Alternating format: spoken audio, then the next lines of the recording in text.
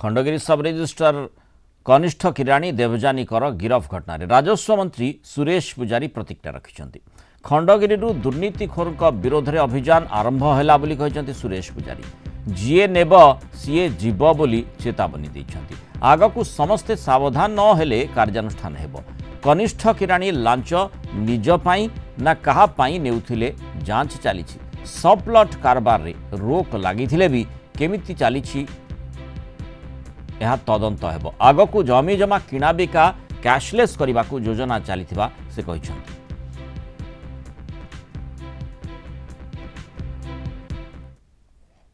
Additional chief secretary को मुझे IGR को जे जोटा जो मैंने जो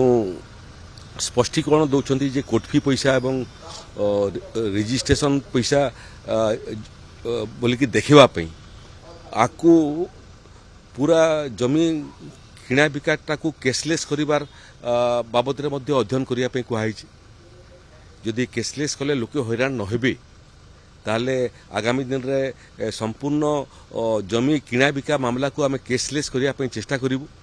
कैशलेस कले आ टंका बाहर नहीं आ टंका बाहर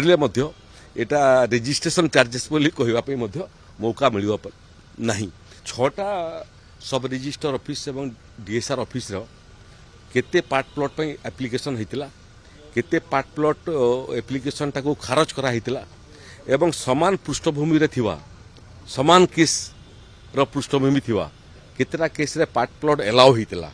तार मध्य रिपोर्ट तदंत तलब करिछि एवं जो जो जगह आवश्यक पड़ो ताकू कैफत तलब हम एवं कार्यानुष्ठान हम उदाहरण खंडगिरी आरंभ है बाकी समस्ते सचेतन हो जातु विजिलेंस बाहर अपेक्षा करिछि जे नेबो से जीवो।